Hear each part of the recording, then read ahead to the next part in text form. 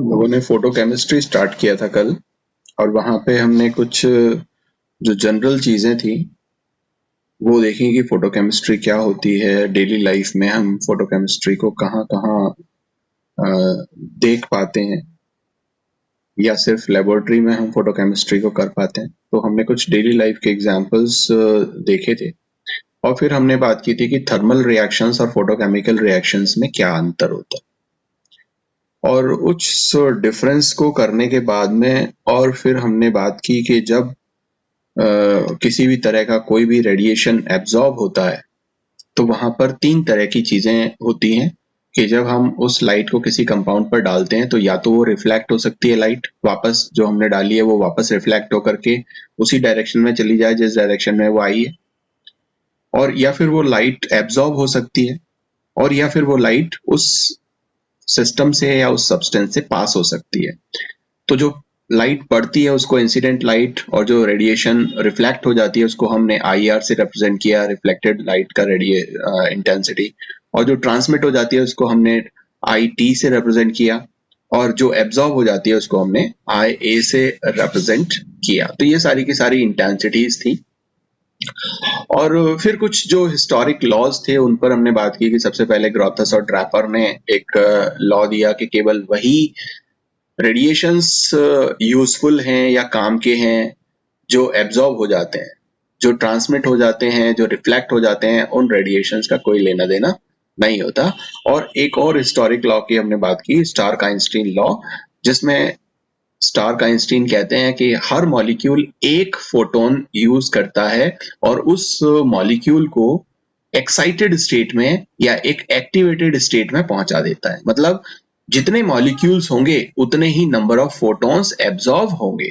तो एक फोटोन तो बहुत छोटा सा होता है, एक मॉलिक्यूल भी छोटा सा होता है, तो इनको हम काउंट नहीं कर सकते। तो हम क्या करते हैं कि 1 मोल ऑफ सब्सटेंस जितने नंबर ऑफ फोटॉन्स एब्जॉर्ब करता है उसको हम 1 आइंस्टीन बोलते हैं।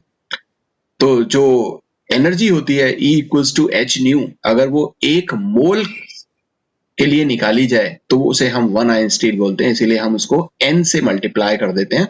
और ये वैल्यू जब हम मल्टीप्लाई कर देते हैं तो कुछ इस तरह की हमारे पास में 119,666 जूल पर मोल एनर्जी हमें मिलती है। और जाहिर सी बात है अपॉन लैम्बडा है ही कि लैम्बडा जिस भी वेवलेंथ की आप बात करोगे उस वेवलेंथ की एनर्जी आप यहाँ पे निकाल सकते हो कि 1 आइंस्टीन एनर्जी कितनी होगी। अगर मैं जैसे अगर ये कहूं कि अगर मैं 200 नैनोमीटर वेवलेंथ की लाइट किसी सब्सटेंस के ऊपर पास करता हूं तो 1 आइंस्टीन एनर्जी कितनी होगी, 1 आइंस्टीन एनर्जी कितनी बोलोगे तो आप क्या करोगे, इसको डिवाइड कर दोगे किससे, 200 नैनोमीटर से इसको डिवाइड कर दोगे तो जो एनर्जी आएगी वो 1 आइंस्टीन के बराबर होगी। अगर वो हम 250 नैनोमीटर की बात करेंगे तो 150 से डिवाइड कर दो, 300 नैनोमीटर की बात करेंगे तो 300 से इसको डिवाइड कर दो। तो ये 1 आइंस्टीन की वैल्यू आपको निकाल करके दे देगा। और हमें ये भी पता है कि जैसे जैसे वेवलेंथ बढ़ती जाएगी 1 आइंस्टीन का वैल्यू क्या होता जाएगा, कम होता जाएगा। मतलब वेवलेंथ जितनी बड़ी होती है एनर्जी उतनी ही कम होती है। तो ये कुछ हिस्टोरिक लॉज थे जिन पर हमने हमारी लास्ट डिस्कशन रखी थी। और आज जो हम बात करेंगे वो बात करेंगे कुछ हमारे मॉडर्न लॉज की। हालांकि उन मॉडर्न लॉज को हम पहले देख चुके हैं, पढ़ चुके हैं। जब हमने स्पेक्ट्रोस्कोपी पढ़ा था तो आप लोगों ने बेयर लॉ के बारे में, लैम्बर्ट लॉ के बारे में पढ़ा होगा। तो वो लॉ क्या कहता है, उसकी डेरिवेशन क्या है, वो सब चीजें हम बहुत ज्यादा डिटेल में बात नहीं करेंगे क्योंकि उसके बारे में हम पहले बात कर चुके हैं। तो आप लोग इस चैप्टर के लिए भी जो डेरिवेशंस हैं बेयर लैम्बर्ट लॉ की वो आप अपने उस स्पेक्ट्रोस्कोपी वाले जो सेक्शन से देख लेना। हम जो मेन बातें हैं, जो उसकी कुछ इंपॉर्टेंट बातें हैं उस पर सिर्फ यहाँ पर डिस्कशन रखेंगे। तो हमारा जो हिस्टोरिक लॉ के बाद में जो मॉडर्न लॉ आते हैं वो मॉडर्न लॉ क्या कहते हैं कि जब भी हम कोई एक रेडिएशन किसी भी इंटेंसिटी की, लेट्स से कि वो इंटेंसिटी आई नॉट है, इस इंटेंसिटी की रेडिएशन को अगर मैं क्या करता हूं किसी सब्सटेंस से पास करता हूं, ये मेरे पास में एक सैंपल ट्यूब है और इससे मैं इसको यहाँ पर क्या कर रहा हूं, पास कर रहा हूं, तो ये एनर्जी जा रही है, इससे टकरा रही है। अब मैंने आपको कल भी कहा था कि जो एनर्जी रिफ्लेक्ट हो जाएगी, उसकी इंटेंसिटी, जो रिफ्लेक्टेड इंटेंसिटी है, उसको हम इग्नोर करते हैं, क्योंकि हम ऐसा मानते हैं कि ये केवल 5% ही रिफ्लेक्ट होती है। तो मेजर पार्ट हमारा क्या हो रहा है, इस सैंपल के अंदर जा रहा है, वो एब्जॉर्ब भी हो सकता है, वो वहां से ट्रांसमिट भी हो सकता है, इसलिए हम इस रिफ्लेक्टेड लाइट को क्या करेंगे, इग्नोर कर देंगे कि इसकी इंटेंसिटी, हम ऐसा मानते हैं कि कुछ भी नहीं हुआ, सारा का सारा जो है वो इस सब्सटेंस ने क्या कर लिया, अपने अंदर ले लिया, और उसमें से कुछ क्वांटिटी क्या कर लेगा, अब वो एब्जॉर्ब कर लेगा, और यहां से जब एनर्जी निकलेगी वो क्या होगी, वो आपकी निकलेगी, उसको हम बोलेंगे ट्रांसमिटेड। और इसने जो एब्जॉर्ब कर ली वो क्या होगी, आई ए, तो ऐसी इंटेंसिटी जो इसने एब्जॉर्ब की है। तो हमारा जो मेन कंसर्न है वो ये है कि इसने जो एब्जॉर्ब किया है, ये जो आई ए, जिस इंटेंसिटी को इसने एब्जॉर्ब किया है वो कितनी है, और इसको निकालने के लिए बेयर और लैम्बर्ट ने एक लॉ दिया, ठीक है ना। और ये जो इंटेंसिटी होगी आई ए, ये क्या होगी कि टोटल इंटेंसिटी कितनी और उसमें से ट्रांसमिट कितनी होगी। अगर ये आप निकाल लो तो आपको मालूम चल जाएगा कि उसने कितना लाइट एब्जॉर्ब किया है।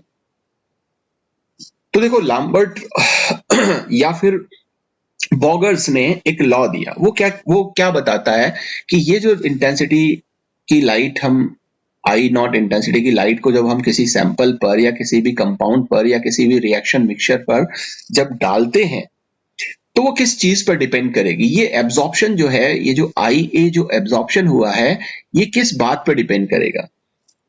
तो बॉगर्स ने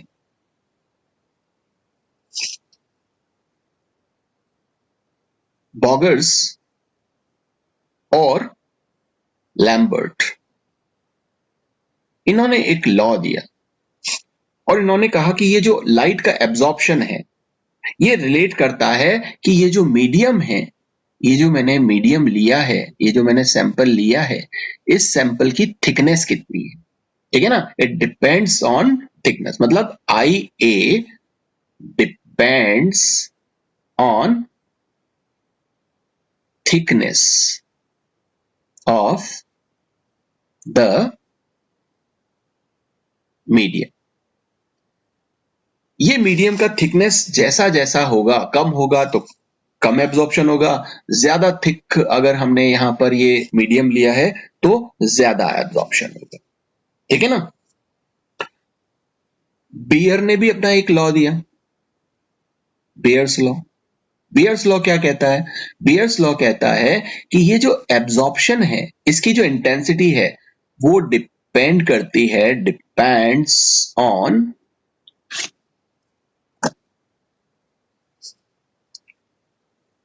concentration of the sample। जो भी हम सैंपल ले रहे हैं, ये जो हमने सैंपल लिया है, इसका कॉन्सेंट्रेशन कितना है। और बॉगर्स और लैम्बर्ट क्या कहते हैं, वो कहते हैं कि उस मीडियम का थिकनेस क्या है। तो ये जो दोनों लॉज हैं इनको हम मिला देते हैं और मिला करके हमारे पास में एक लॉ आता है जिसको हम बेयर लैम्बर्ट लॉ बोलते हैं, और वहां पर हम कहते हैं कि कोई भी मोनोक्रोमेटिक लाइट का वो अमाउंट एब्जॉर्ब होगा जो किस बात पर डिपेंड करेगा कि ये जो लाइट की इंटेंसिटी है वो जितनी ज्यादा डाली जाएगी उतनी ही ज्यादा एब्जॉर्प्शन होगी। मतलब इंसिडेंट लाइट जो हमारे पास है उसकी इंटेंसिटी के डायरेक्टली प्रोपोर्शनल होगा। मींस ये जो एब्जॉर्प्शन है किसके प्रोपोर्शनल होगा, इंटेंसिटी ऑफ लाइट के जो इस पर डाली जाती है, ठीक है ना। अगर यहां पर कम इंटेंसिटी की लाइट डाली जाएगी तो कम एब्जॉर्प्शन होगा, ज्यादा इंटेंसिटी की लाइट डाली जाएगी तो ज्यादा एब्जॉर्ब होगा। और ये जो इंटेंसिटी है ट्रांसमिटेड लाइट की, ये जो ट्रांसमिटेड लाइट है ये डिक्रीज होती जाती है एक्सपोनेंशियली डिक्रीज होती जाती है। वैसे कैसे, इसको हमने लास्ट हमारा जो स्पेक्ट्रोस्कोपी वाला पार्ट था उसमें भी मैंने आपको बताया था, तो वो मैं आपको यहां पर समझा देता हूं। मान लो कि यहां पर हमने इतना बड़ा सेक्शन लिया कि लाइट यहां से यहां तक चलती है, तो ये कुछ ना कुछ अमाउंट एब्जॉर्ब हो जाएगा और कुछ अमाउंट फिर आगे के सेक्शन में पास हो जाएगा। फिर आगे के सेक्शन में पास हो जाता है। और हमें पता है कि हर सैंपल का एक पर्टिकुलर नेचर होता है जो उस लाइट को एब्जॉर्ब करता है, और हम कहते हैं कि यहाँ पर एब्जॉर्प्शन जो है वो 10% हो रहा है और 90% जो है वो रिफ्लेक्ट हो रही है। ठीक है ना। तो मान लीजिए कि आपकी जो लाइट है वो 100 यूनिट्स सबसे पहले यहां से पास हुई, तो पहले स्टेप में, इस स्टेप में क्या करेगा, ये 10% एब्जॉर्ब कर लेगा। मींस यहां पर 10 यूनिट्स एब्जॉर्ब हो जाएगी और 90 यूनिट्स निकल जाएगी। अगले स्टेप में क्या होगा, यहां पे हमें पता है 10% एब्जॉर्ब होती है, तो 90 का जो 10% है वो एब्जॉर्ब होगा, मतलब 9 यूनिट्स एब्जॉर्ब हो जाएगी और 81 यूनिट्स बाहर निकल जाएगी। फिर उसके बाद में अगले स्टेप में जब हम पहुंचेंगे तो वहां आप देखते हो 10% एब्जॉर्ब हो जाएगी, मतलब 8.1 जो है वो एब्जॉर्ब हो जाएगी, है ना। और जो बचेगा वो क्या बचेगा, वो 81 में से आप 8.1 को जब घटाते हो तो कितना बचता है, वो 72.9 बचेगा। इस तरह से ये प्रोसेस आगे चलता जाता है। तो यहाँ पर बात क्या है, बात यहाँ पर ये है कि जो ट्रांसमिटेड लाइट की जो इंटेंसिटी है वो एक्सपोनेंशियली डिक्रीज होती है, किसके साथ, जो थिकनेस है किसी भी सब्सटेंस की उसके साथ, कि जैसे जैसे वो लाइट आगे पास होती जाएगी तो इंक्रीज तो होती है लीनियरली। ये जो हमारा थिकनेस है, ये थिकनेस तो लीनियर थिकनेस या कॉन्सेंट्रेशन, ये तो लीनियरली इंक्रीज हो रहा है। लेकिन जो ट्रांसमिटेड लाइट है, ट्रांसमिटेड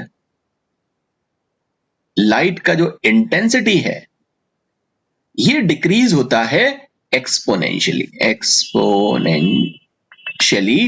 डिक्रीज होता है। ठीक है ना।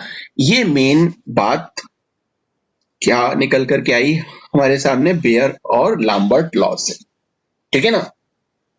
तो मैथमेटिकली अगर हम लैम्बर्ट लॉ की बात करें, केवल अगर हम थिकनेस की बात करें, अभी हमने यहाँ पर केवल इतना बताया कि साहब ये इतना थिक है, ये और भी ज्यादा थिक हो सकता है।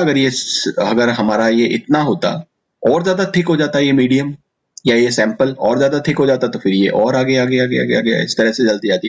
तो हम अगर केवल थिकनेस पर बात करें, तो जो लैम्बर्ट लॉ है वो मैथमेटिकली क्या आता है, मैथमेटिकली आता है, आपने लास्ट टाइम भी जब स्पेक्ट्रोस्कोपी पढ़ी होगी तो हमारे पास में ये एब्जॉर्प्शन आती है एक्चुअली, है ना। लॉग आई नॉट अपॉन आई क्या आता है, एब्जॉर्प्शन। ये इंसिडेंट लाइट है और ये एब्जॉर्ब्ड लाइट है हमारे पास में, है ना। तो इसका जो रेशियो आता है वो आपके पास में आता है एब्जॉर्बेंस, इसको हम बोलते हैं एब्जॉर्प्शन, इसको हम ए से रिप्रेजेंट करते थे। ठीक है ना। और ये बराबर होता था किसके, ये बराबर होता था जो हमारे पास में एक कांस्टेंट हमने निकाला था अल्फा अपॉन 2.303 और मल्टीप्लाइड बाय बी। और ये भी हमने फिर बाद में एक कांस्टेंट निकाल लिया था जिसको हमने क्या बोला था, हमने बोला था के डैश बी। ठीक है ना। तो ये जो आई नॉट और आई है, ये तो आपको मालूम है कि क्या बता रहे हैं, ये आपकी इंसिडेंट लाइट है, ये आपकी ट्रांसमिटेड लाइट है। जब हम किसी भी थिकनेस, ये थिकनेस यहां पर हमने पहले एल लिया था, है ना, कि किस एल का मतलब किस वो जो सैंपल ट्यूब था, ये हमारे पास जो सैंपल ट्यूब है इसकी जो लेंथ है, ये थिकनेस, इसको हमने एल से लिया था। तो आप यहाँ पर एल भी रख सकते हो यहाँ पे, है ना, या बी रख सकते हो या एल रख सकते हो, कोई भी एक चीज जिससे आप उसको रिप्रेजेंट करना चाहते हो वो आप रख लेते हो। और अगर आप कॉन्सेंट्रेशन पर बात करते हो, मतलब कि बेयर्स लॉ की बात करते हो, तो ये जो थिकनेस है, ये जो एल है, ये किस में कन्वर्ट हो जाता है, ये कन्वर्ट हो जाता है सेम, इसको आप कह सकते हो कि log I not upon I जो है वो k upon 2.303 multiplied by C, concentration. तो ये कॉन्सेंट्रेशन के डायरेक्टली प्रोपोर्शनल है। एब्जॉर्बेंस, ये एब्जॉर्बेंस है आपकी, है ना, एब्जॉर्बेंस। और यहाँ ये थिकनेस के डायरेक्टली प्रोपोर्शनल है जो हम एल ले रहे हैं। और यहाँ पर भी जिस तरह से हम देख रहे हैं कि जो थिकनेस है वो लीनियरली बढ़ती है, मतलब कि कॉन्सेंट्रेशन जो है वो लीनियरली इंक्रीज होती है, तो जो ट्रांसमिटेड लाइट है वो एक्सपोनेंशियली डिक्रीज होगी। यहाँ पर कॉन्सेंट्रेशन को अगर हम देखें कि वो अगर लीनियरली इंक्रीज हो रही है, तो ट्रांसमिटेड लाइट की जो इंटेंसिटी है वो एक्सपोनेंशियली डिक्रीज हो जाएगी, ठीक है ना। तो ये इक्वेशन हमारे पास में आते हैं और इन दोनों लॉज को, बियर लॉ को और लैम्बर्ट लॉ को, इनको अगर हम यहाँ पर मिक्स कर दें, है ना, तो हमारे पास में जो आएगा वो आएगा बियर लैम्बर्ट लॉ। और आपको याद होगा कि वो लॉ क्या आता था, वो लॉ आता था आपके पास में log I not upon I equals to A B C. B आपको पता है, इसको आप एल भी ले सकते हो, है ना। तो एबीसी, एबीसी इसलिए ले लिया, थोड़ा सा याद रखने में आसानी हो रही है कि साहब ए बी सी लगातार, तो ये थिकनेस बता रहा है, ये कॉन्सेंट्रेशन बता रहा है, और ये ए क्या है ना। क्लियर। तो ये जो ए है इसको हम कहते हैं कि साहब ये जो वैल्यू थी ना, ये दिस वन, ये वैल्यू, इसको हम रिप्रेजेंट करते हैं ए से, और इसको उसमें उस समय हम रिप्रेजेंट कर रहे थे एप्सिलॉन से, है ना। ये एप्सिलॉन से रिप्रेजेंट हो रहा था। तो जब हम मोलर एब्जॉर्प्शन की बात करते हैं तब हम इस एप्सिलॉन को यूज करते हैं। तो यही इक्वेशन जो है वो आपको क्या हो जाएगा, log I naught upon I equals to epsilon BC, ठीक है ना। so epsilon BC log I naught upon I, ये था। और फिर हमने, आपको याद होगा कि फिर हमने इसको ट्रांसमिटेंस को लेकर के कई सारे कुछ वो मतलब डेरिवेशन किए थे कि ट्रांसमिटेंस किस तरह से आएगी, और ये एब्जॉर्बेंस के कई सारे फॉर्मूले जो अलग अलग तरीके से अलग अलग सवालों में काम आते हैं वो हमने यूज किए थे। जिसमें एक फार्मूला मुझे जो याद आ रहे हैं वो ये था कि जो अगर हम ट्रांसमिटेंस की बात करें तो ट्रांसमिटेंस क्या हो जाएगा, ट्रांसमिटेंस हो जाएगा आई अपॉन आई नॉट, ये जस्ट उल्टा हो जाएगा, क्योंकि जितना एब्जॉर्ब होगा उसका उल्टा क्या होता है, ट्रांसमिटेंस होता है। तो एब्जॉर्बेंस क्या है, आई नॉट अपॉन आई, तो ट्रांसमिटेंस क्या हो जाएगा, आई अपॉन आई नॉट, ये हम ले सकते हैं। फिर हम परसेंट ट्रांसमिटेंस निकाल सकते हैं, तो परसेंट ट्रांसमिटेंस निकालेंगे तो क्या करेंगे, इसको 100 से मल्टीप्लाई कर देंगे, ठीक है ना। सो इस तरह से जो है हमारे पास में ये वैल्यू आ जाती है। फिर हमने एक वैल्यू निकाली थी कि लॉग, इसको हम ये कह सकते हैं कि ये क्या है, कहाँ गया ये वाला, कि ये log t जो है वो माइनस ए के बराबर होता है, मतलब जस्ट उसका उल्टा ही तो है ना। तो इसको हम क्या कर सकते हैं, log की वैल्यू को अगर इस तरह से लेंगे तो ये 10 raised to the power minus a हो जाएगा। और ए हमारे पास में क्या था, ये कैपिटल ए हमारे पास में था एप्सिलॉन BC, ठीक है ना। ये कुछ हमने निकाला था, और भी बहुत सारे निकाले थे, वो आप अपना एक पिछला वीडियो आप देखना, और उसमें आपको वो सारे के सारे जो रिलेशंस हैं वो मिल जाएंगे। हम आगे चलते हैं। तो मैं यहाँ पर क्या समझाने की कोशिश कर रहा था कि कोई भी सब्सटेंस जब कोई इंसिडेंट लाइट उस पर किसी भी इंटेंसिटी की डाली जाती है तो कितना एब्जॉर्प्शन होगा, क्या रिफ्लेक्शन होगा, ठीक है ना, वो हम इन दो लॉज की सहायता से निकाल सकते हैं। हमने एक सब्सटेंस लिया और उस सब्सटेंस पर हमने बात की कि वो सब्सटेंस इन लॉज को फॉलो करते हुए एब्जॉर्प्शन करेगा। अब हमारे पास में अलग अलग तरह के सब्सटेंसेस होते हैं, ठीक है ना। किस किस तरह के सब्सटेंसेस होते हैं हमारे पास में, देखो सब्सटेंस होगा या तो एटम हो सकता है, जब हम किसी के ऊपर भी लाइट डालेंगे वो जो सैंपल है हमारा, वो सैंपल दो तरह का हो सकता है, या तो वो एटम्स हो सकते हैं जिस पर हमने उस लाइट को डाला, और या फिर वो क्या हो सकते हैं, वो हमारे पास में मॉलिक्यूल्स हो सकते हैं, मॉलिक्यूल्स हो सकते हैं। तो ये दो चीजें जो हैं वो हमारे पास हो सकती हैं। हम अगर एटम्स की बात करें तो जब भी हम लाइट रेडिएशंस को डालते हैं किसी भी एटम पर, तो वहां जाहिर सी बात है आपने देखा होगा कि क्या होते हैं, अलग अलग एनर्जी लेवल्स होंगे। वो 1s होगा, 2s होगा, 2p होगा और 3s होगा। इन सबका एक एनर्जी लेवल बढ़ते हुए क्रम में आप ले सकते हो कि ये 1s है, फिर ये यहाँ पर क्या हो जाएगा, ये 2s है, फिर ये क्या हो जाएगा, ये 3s है, ये क्या हो जाएगा 4s है, फिर ये 1s और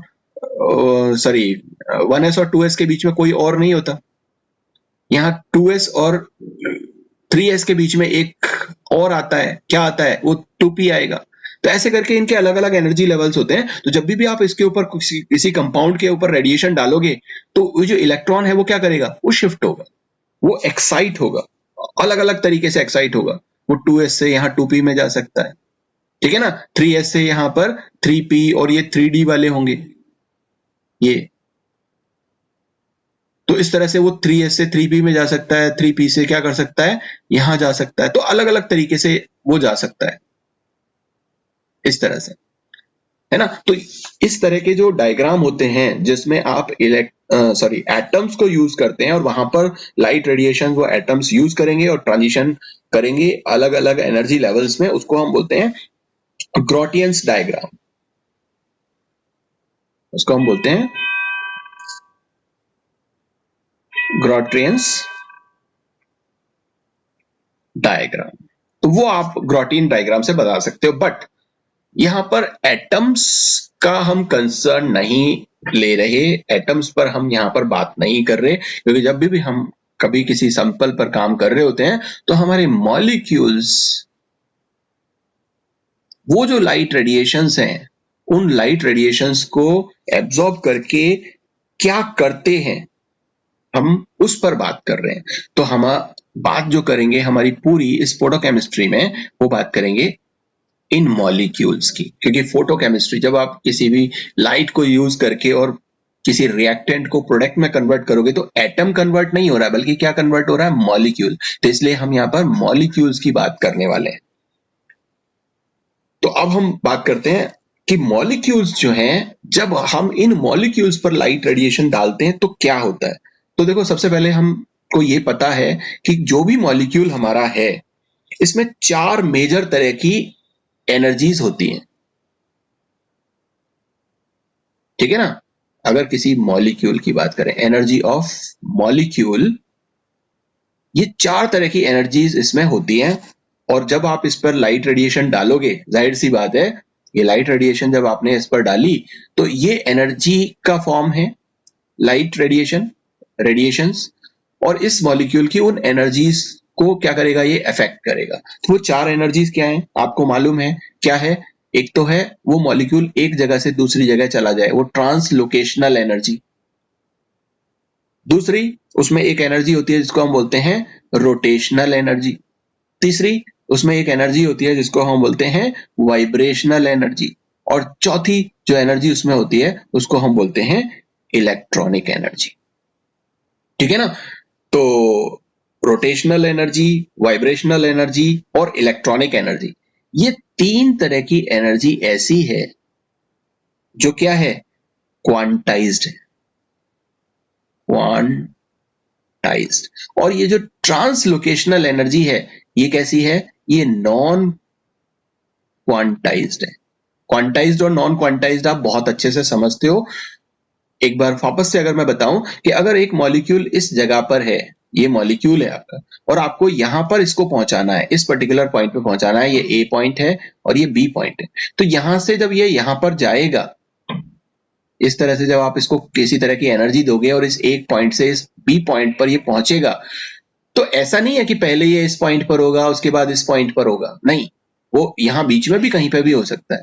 ऐसा नहीं है कि उसको कुछ एनर्जी देंगे तो वो सीधा इस जगह से उठ करके और यहां चला जाएगा, नहीं, यहां पर भी बीच में भी वो कहीं हो सकता है। इसका मतलब ये जो एक जगह से दूसरी जगह जा रहा है, ये एनर्जी की वैल्यू क्वांटाइज्ड नहीं है।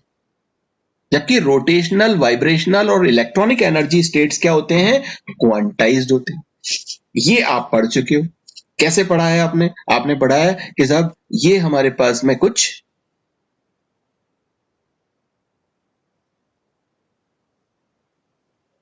लेवल्स,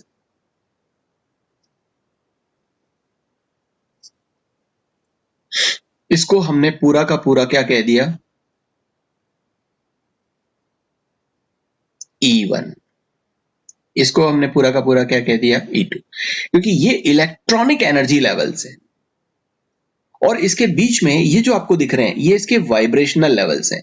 ये क्या होगा, ये V equals to 0, V equals to 1, V equals to 2, V equals to 3। यहां पर एनर्जी का जो E2 लेवल है, एक्साइटेड, ये आप ग्राउंड स्टेट ले सकते हो, उसको ग्राउंड स्टेट, और ये आप कह सकते हो ये इसका एक्साइटेड स्टेट है, एक्साइटेड स्टेट। तो ये एक्साइटेड स्टेट में ये v इक्वल टू 0 है, ये v इक्वल टू 1 है, ये v इक्वल टू 2 है, ये v इक्वल टू 3 है, और इसमें कई सारे, ये तो वाइब्रेशनल लेवल हो गए, और इसमें वाइब्रेशन के बीच में कई सारे क्या होते हैं, बहुत सारे, किस किस से मिलकर बनी हुई है वो कई सारे रोटेशनल लेवल से मिलकर के बनी हुई है। वो r equal to 0, r equal to 1, r equal to 3, 4, 5, 6, इस तरह से आपको देखने को मिलेंगे। ऐसे ही सेम इनके बीच में मिलेंगे, ऐसे ही इनके बीच में मिलेंगे। ये सारे के सारे क्या हैं, ये आपके रोटेशनल लेवल्स हैं, ये रोटेशनल लेवल्स। इस तरह का डायग्राम आप लोगों ने पढ़ा होगा, और हमने वहां पर भी बात की थी जब हमने स्पेक्ट्रोस्कोपी पढ़ रहे थे। तो मैं आपको जो बताना चाह रहा हूं वो क्या है कि हमारे पास में ये इलेक्ट्रॉनिक लेवल्स हैं, E1, E2, E3, E4, E5, वो जैसे जैसे एनर्जी लेवल बढ़ते जाएंगे, इस तरह से हमारे पास में वाइब्रेशनल लेवल्स हैं, V1, V2, V3, V4, V5। हर एनर्जी इस इलेक्ट्रॉनिक लेवल में बहुत सारे वाइब्रेशनल लेवल होते हैं, और बहुत सारे वाइब्रेशनल लेवल्स में बहुत सारे रोटेशनल लेवल्स होते हैं, है ना। तो देखो इन सब की एनर्जी क्या होती है, फिक्स होती है। इस E1 और E2 की एनर्जी फिक्स है, यहां E2 सॉरी E1.5 यहां नहीं हो सकता, ठीक है ना। E1 की एनर्जी यहां से ही शुरू होगी, यहां से और यहां के बीच का ये एनर्जी गैप आपको मिलेगा ही मिलेगा। E2 यहां नहीं हो सकता, ये क्वांटाइज्ड वैल्यू है, ठीक है ना। ये वैल्यू हमारे पास में क्वांटाइज्ड है। इसी तरह से वाइब्रेशनल लेवल्स को हम देखें तो वाइब्रेशनल लेवल्स भी क्वांटाइज्ड है। V0 यहां पर है तो V0 यही होगा, यहां बीच में V1 नहीं हो सकता, V इक्वल टू 1 नहीं हो सकता, या V इक्वल टू 3 नहीं हो सकता। ओके, तो ये क्वांटाइज्ड वैल्यूज है वाइब्रेशनल की, इलेक्ट्रॉनिक की और रोटेशनल की। लेकिन ट्रांजिशनल जो है वो क्वांटाइज नहीं है, ये बात आपको समझ में आ गई और आप जानते भी। अब इसमें एक चीज और खास बात है कि जब भी आप किसी को एनर्जी प्रोवाइड करोगे, ये मॉलिक्यूल जब एनर्जी लेगा और इलेक्ट्रॉन यहां पर क्या होगा, किसी भी स्टेट में हो सकता है, वो किसी वाइब्रेशनल स्टेट में हो सकता है, वो किसी रोटेशनल स्टेट में हो सकता है। जरूरी नहीं है कि वो यहीं होगा इलेक्ट्रॉन यहां, ना, वो यहां पे भी हो सकता है, किसी भी रोटेशनल लेवल में हो सकता है। लेकिन ये पूरा का पूरा क्या कहलाएगा, वो E1 ही कहलाएगा। वो चाहे इनमें से किसी भी पॉइंट पर हो, वो कहलाएगा क्या, वो E1 का ही पार्ट कहलाएगा, ठीक है। अब हमने उसको क्या किया, हमने उसको एक अल्ट्रा वायलेट विजिबल रेडिएशन दिया। अल्ट्रा वायलेट विजिबल रेडिएशन की खास बात यह है कि ये इलेक्ट्रॉनिक एक्साइटेशन कर सकता है, मतलब E1 से E2 तक लेके जा सकता है। अलग अलग एनर्जी लेवल्स जो हैं, इलेक्ट्रॉनिक लेवल्स, उनमें एक्साइटेशन कर सकता है।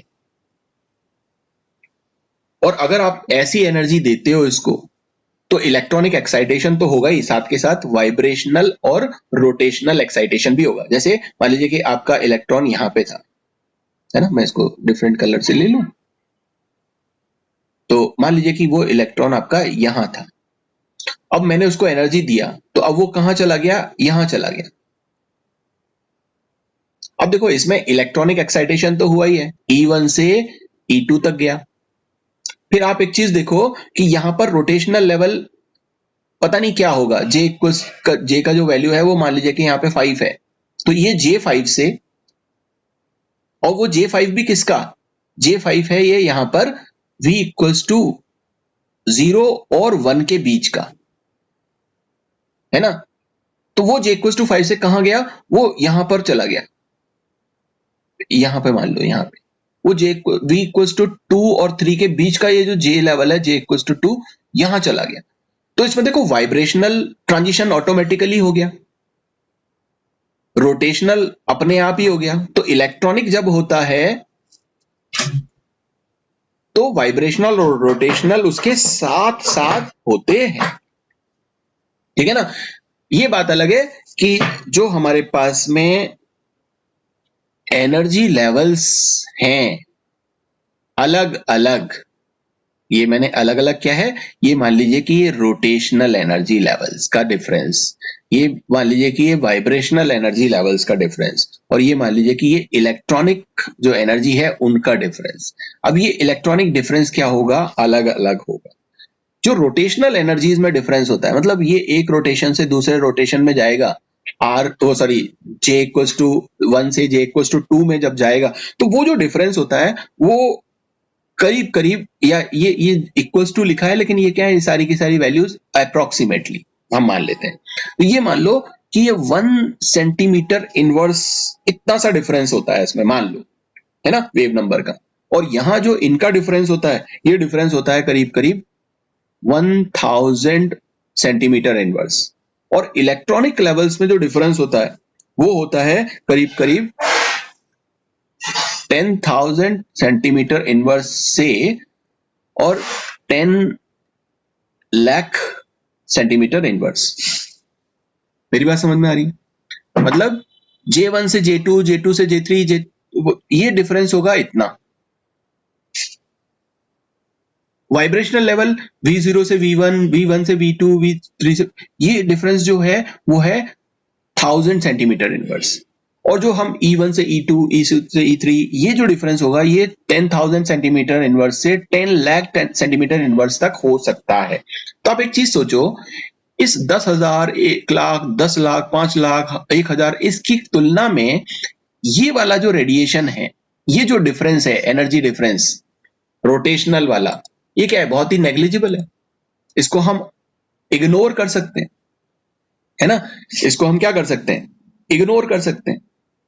इसका मतलब यह है कि जब भी हम इलेक्ट्रॉनिक एक्साइटेशन देखेंगे, मतलब E1 से, और देखो जब हम किसी भी कंपाउंड को, मान लीजिए कि वो कंपाउंड आपका M है और उसको हम क्या करेंगे, एक एनर्जी प्रोवाइड करेंगे और वो क्या करेगा, एक्साइट होकर के M स्टार एक एक्टिवेटेड मॉलिक्यूल में जब वो कन्वर्ट होगा, तो ये एक्टिवेटेड मॉलिक्यूल जिसने एनर्जी एब्जॉर्ब कर ली है, उसमें एनर्जी लेवल E1 से E2 में जो चेंज हुआ है, साथ के साथ V वाइब्रेशनल लेवल में भी चेंज हुआ होगा, जो वाइब्रेशनल लेवल्स हैं उसमें भी चेंज हुआ होगा, और रोटेशनल में भी चेंज हुआ होगा, डेल्टा J में भी चेंज हुआ होगा, लेकिन डेल्टा J बहुत छोटा सा है, तो उस डिफरेंस को हम क्या कर सकते हैं, नेग्लिजिबल मान सकते हैं। अगर इलेक्ट्रॉन यहां से यहां चला गया एक J से दूसरे J में, तो उस एनर्जी को हम बहुत छोटा मानते हैं, इसलिए हम उसको क्या कर रहे हैं, इग्नोर कर रहे हैं। तो हम इलेक्ट्रॉनिक एक्साइटेशन में सिर्फ और सिर्फ किसकी बात करेंगे, हम सिर्फ और सिर्फ यहाँ पे जो वाइब्रेशनल एक्साइट, जो ये जो एनर्जी है, और हमारे पास में जो इलेक्ट्रॉनिक एक्साइटेशन, इसकी तो हम बात कर ही रहे हैं, लेकिन इसमें सिर्फ हम वाइब्रेशन को कंसिडर करेंगे, इसको कंसिडर नहीं करेंगे, ठीक है ना, रोटेशन को कंसिडर नहीं करेंगे, ठीक है। तो अब हम यहां पर जो एक्साइटेशन होता है उस पर थोड़ी सी डिस्कशन करते हैं। तो इसी डायग्राम को लेकर के, जैसे मैंने आपको बताया कि M जो है वो अगर उस पर किसी तरह की कोई लाइट डाली जाती है और वो एक्टिवेटेड मॉलिक्यूल में या एक्साइटेड मॉलिक्यूल में कन्वर्ट होता है, तो ये बीच के जितने भी मैंने यहाँ लिखे हैं, है ना, इन सब को मैं हटा देता हूं, ये सारे हटा देता हूं, मतलब रोटेशनल लेवल्स में यहाँ पर कंसिडर ही नहीं करने वाला, मैं सिर्फ यहाँ पे वाइब्रेशनल लेवल्स और जो इलेक्ट्रॉनिक लेवल्स हैं सिर्फ उन्हीं को कंसिडर करूंगा, है ना।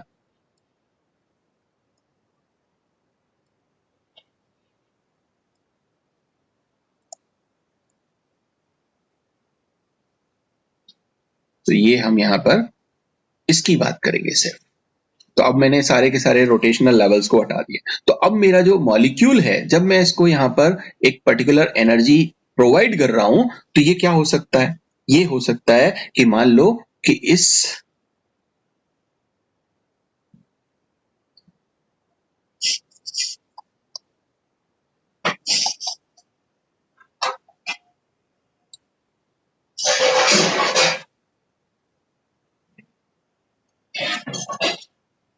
मान लो कि यहाँ पे ये V1 V0 में था E1 के, और अब E2 के V0 में पहुंच गया। या फिर ये ऐसा हो सकता है कि ये V0 में था E1 के, लेकिन कहां पहुंच गया, E2 के V1 में पहुंच गया। या फिर ये ऐसा हो सकता है कि ये V0 में था E1 के, और V2 में पहुंच गया, या फिर ये ऐसा हो सकता है कि ये V0 में था E1 के और V3 में पहुंच गया। ये अलग अलग तरीके के एक्साइटेशन हो सकते हैं, ठीक है।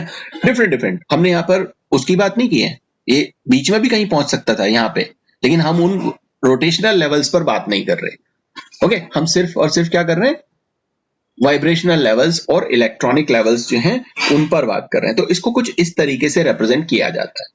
अच्छा, एक चीज और, वो चीज क्या है, क्योंकि हमें पता है कि जब मॉलिक्यूल्स होंगे तो उसमें मॉलिक्यूलर ऑर्बिटल एनर्जी डायग्राम हमने देखा है, पढ़ा है।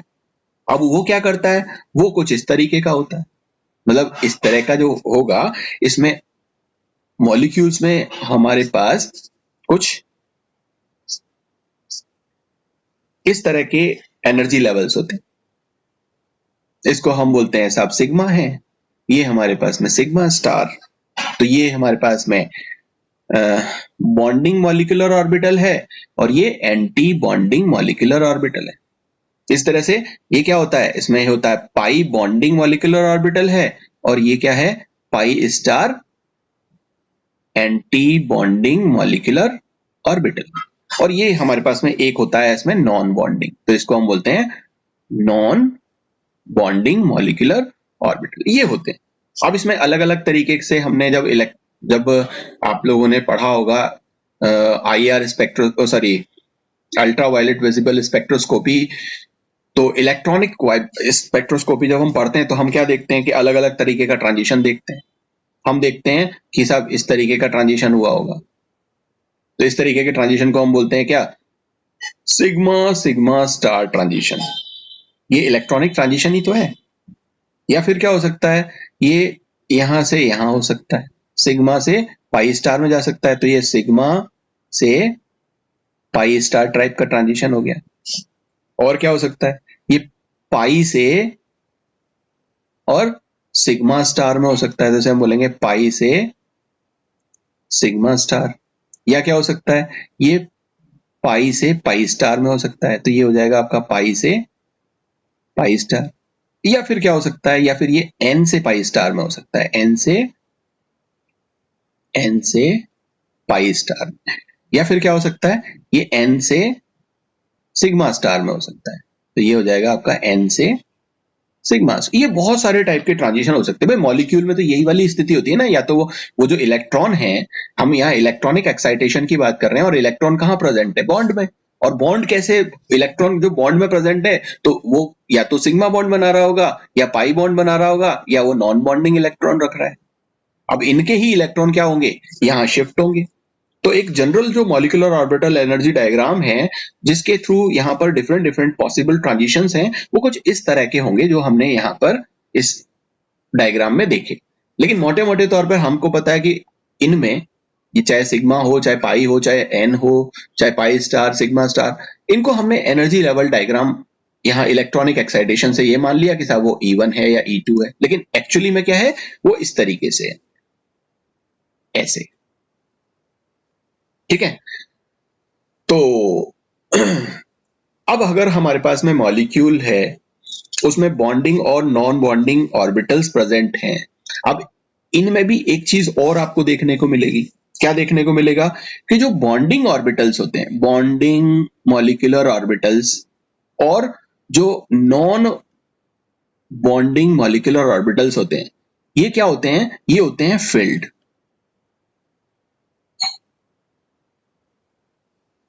ठीक है ना। जनरली ये आपको मिलेंगे फील्ड। और जब आप इसको कोई रेडिएशन प्रोवाइड करोगे, इस मॉलिक्यूल को जैसे ही आपने किसी रेडिएशन इस मॉलिक्यूल पर पास किया, तो क्या होगा, इलेक्ट्रॉन एनर्जी लेकर के एक्साइट होगा। तो मैंने आप लोगों को एक चीज पढ़ाई थी कि मॉलिक्यूल जब भी एनर्जी लेता है, एब्जॉर्ब करता है, तो वहां पर जो इलेक्ट्रॉन्स मूव करेंगे, वो क्या से मूव करेंगे, वो मूव करेंगे हाईएस्ट ऑक्यूपाइड मॉलिक्यूलर ऑर्बिटल से लोएस्ट अनऑक्यूपाइड मॉलिक्यूलर ऑर्बिटल के, ऐसे।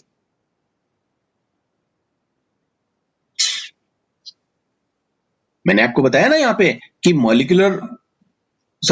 जो बॉन्डिंग मॉलिक्यूलर और नॉन बॉन्डिंग मॉलिक्यूलर ऑर्बिटल्स होते हैं, वो जनरली क्या होते हैं, फील्ड होते हैं, है ना। तो उसको आप क्या मानोगे? फील्ड ऑर्बिटल, मतलब हाईएस्ट ऑक्यूपाइड, ऑक्यूपाइड मतलब जहां पर इलेक्ट्रॉन प्रेजेंट हो, है ना, हाईएस्ट ऑक्यूपाइड मॉलिक्यूलर ऑर्बिटल। और लूमो क्या है?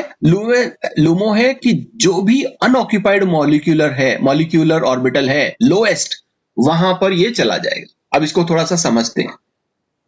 मान लीजिए इधर आ जाओ,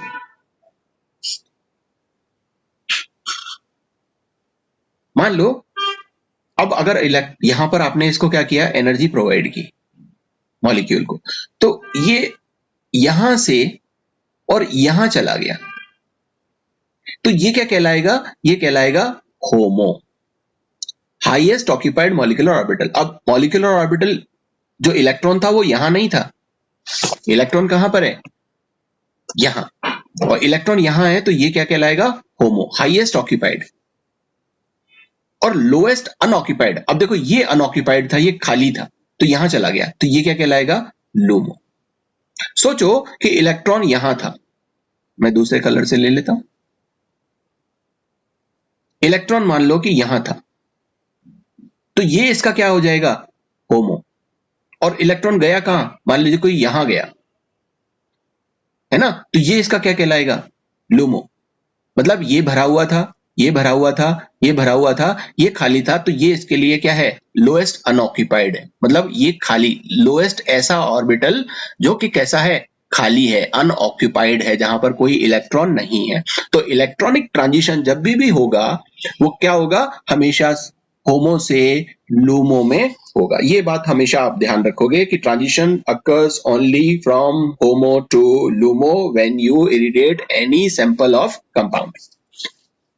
ओके, अब सवाल आता है कि साहब जब हम अल्ट्रावायलेट विजिबल रेडिएशन को डाल रहे हैं, इस रेंज की रेडिएशन को डालेंगे, मैंने अभी पहले भी बताया कि आपको इसी रेडिएशन को डालेंगे, है ना, कहीं पे लिखा था मैंने, क्या नहीं लिखा था तो भी समझ जाओ, ये देखो मैंने ये लिखा हुआ है यहाँ पे।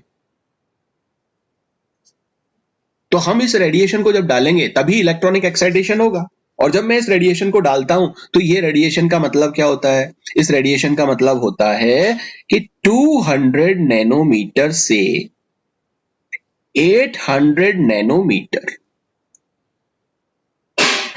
ये विजिबल रेंज और अल्ट्रावायलेट रेंज का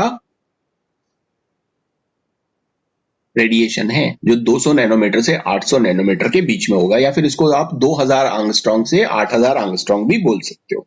और इस रेंज में जब आप किसी रेडिएशन को डालते हो, तो जो ज्यादातर जो एक्साइटेशन होगा वो किस किस में होगा?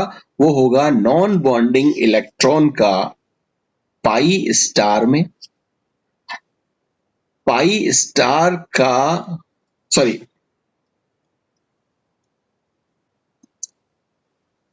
पाई का पाई स्टार में। जो सिग्मा से सिग्मा स्टार में होगा, या एन का सिग्मा स्टार में होगा, या एन का सिग्मा स्टार में होगा, ये रेडिएशन, मतलब ये ट्रांजिशंस जनरली नहीं होते। ओके, जो इस रेडिएशन की रेंज में, जो 200 से 800 नैनोमीटर की रेंज में होंगे, वो दो ये वाले ट्रांजिशन हमें जनरली देखने को मिलते हैं। मैं जनरली बोल रहा हूं, मैं हमेशा नहीं बोलता।